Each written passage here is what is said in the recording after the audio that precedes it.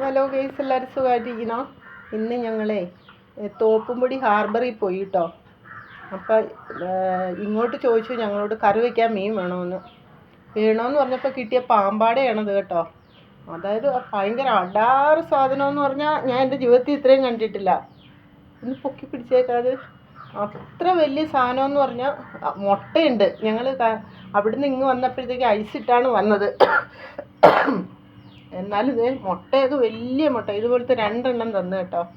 ഒരു ഇക്കായാണ് കൂടുതലും എല്ലായിടത്തും ഞാൻ മുസ്ലിങ്ങൾ അവിടെയൊക്കെ മീൻ കച്ചവടം ചെയ്യുന്ന കണ്ടത്. അതേപോലെ തന്നെ അത് 2 എണ്ണം തന്നു. വലുതാണ്. ഇതിൻ്റെ ഹൈറ്റ് എനിക്ക് ഭയങ്കര ഹൈറ്റാണ്. അതായത് ഒരാൾ പൊക്കമുണ്ടെന്ന് എനിക്ക് തോന്നുന്നത്, അത്രയ്ക്ക് തന്നു. അതേപോലെ തന്നെ ചൂരയാണോ കേരയാണോ എനിക്കിതിൻ്റെ പേരറിയില്ല ശരിക്കും കേട്ടോ. ചൂരയാണോ കേരയാണോ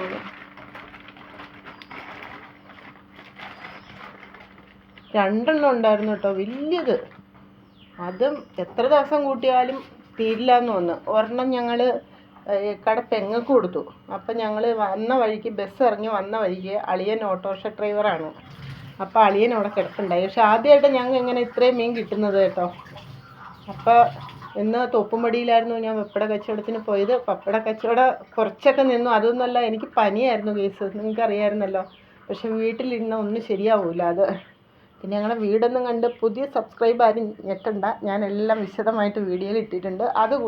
അതിൻ്റെ കൂട്ടത്തിൽ കപ്പ വാങ്ങി കേട്ടോ. ഇവിടെയൊക്കെ 3 കിലോ 100 രൂപയാണ്. അപ്പോൾ 1.5 കിലോ കപ്പ മേടിച്ചു.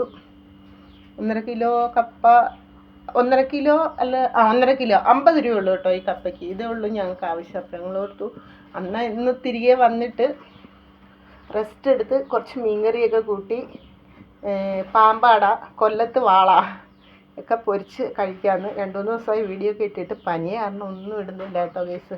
അപ്പം നമ്മുടെ മീൻകുട്ടന്മാരെ ഒന്നും കൂടെ കാണിച്ചു തരാം കേട്ടോ. ഇന്ന് അവനെ കറി വെക്കും.